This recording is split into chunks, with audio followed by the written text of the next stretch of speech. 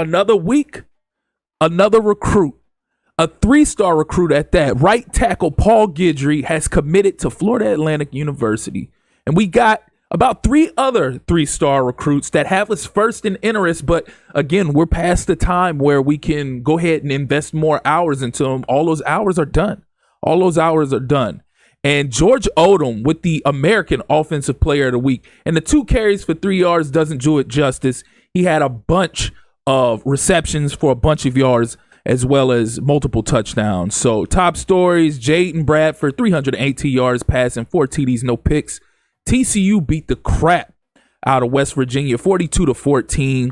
And as you see it, take a look at it, read it in week. We have officially moved into the number 1 spot in the nation. You can't beat it. You can't go, oh, wow, what a massive week for Sidney Warmack. Heisman finalists, there you see it. We had 1 drop out of the top 5, but we still have 4 players remaining in the top 5, with Kiki Nadoma being first, Paris Meeks 2, Cam Hardy 3, and Josh Smalls 4. So it's looking like Kiki might finally get that much anticipated, all elusive Heisman Trophy winning after 3 years, finally getting one. It looks like it. So no commits this week. Crick still has us number 2 on his list of interests as far as universities are concerned, but it's cool. Nonetheless, as a matter of fact, I think this is the week that they do show all of the awards. I think this is awards week. So we're going to find out after we're done surveying what we have as far as these recruits are concerned.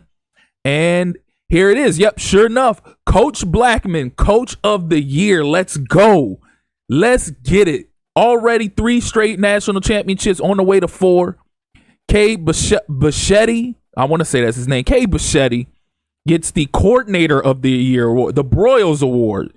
So that's huge. So we got 2 coaches that had awards. Then you had also Kiki Nadoma gets 2028 Player of the Year award. And what's up next? What we got next? Kiki Nadoma. There it is. He finally wins it. He finally wins that Heisman Trophy. 4,800 yards, 76 TDs passing to 5 picks. What an epic year. A year that Joe Burrow didn't even have. So best defensive player, Cam Hardy pulled that off. 21 sacks, 35 tackles for loss. He had a massive year as well. And look, Cam Hardy up again. 2028 best defensive end. You can't write this in a movie. I'm telling you, this is a storybook ending. And I'm saying that like the Dynasty's over. It's not. It's far from over. At least I think it depends on how I feel. Best wide receiver, making a comeback in that category, Paris Meeks, 88 catches, 1,600 yards, 34 TDs. Let's go. He had an immaculate year. And here, of course, best quarterback, it would have to be Kiki. Nobody else had a season like him. Again, 4,800 yards, 76 TDs passing, 4 to 5 picks. Josh Smalls, who was in that Heisman running as well, best running back. 167 carries, 1,400 yards, 9 TDs. Easily could have had more TDs, but nonetheless, he did have a lot of receiving TDs, though. Hey, there goes that man, Cam Gogans. Let's go. 8 INTs, 4 pick sixes, 17 tackles. Come on, man. Don't play with him. They knew. They kept trying him. They kept throwing his way. He kept picking it off. Mike Nickerson, best linebacker. Let's get it. 15 tackles for loss, 21 tackles, but that ain't do it justice. The amount of picks that he had and the amount of sacks is what got him that award right there. So Cam Hardy, again, Lombardi Award winner. You see the numbers. I don't have to state it again. 21 sacks, 22 tackles, 35 tackles for loss. Come on, let's get it. And that's, man, I don't even know how many awards that was, but we brought home, it seemed like, all of the trophies. And it was just an immaculate year for the university. So here are the job offers.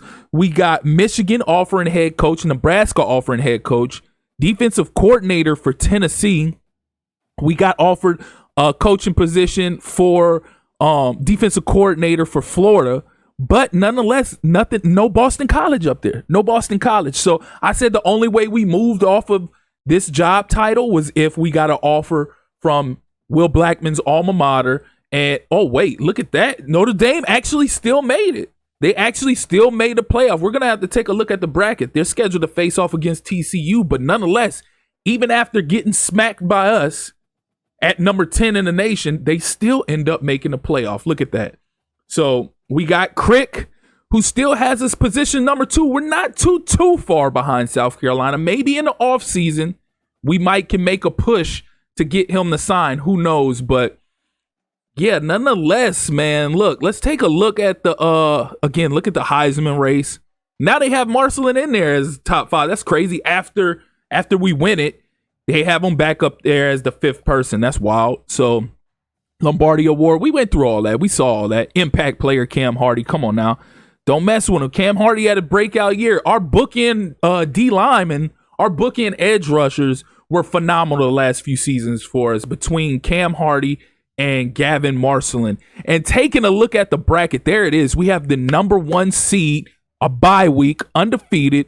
Number 2 is Stanford.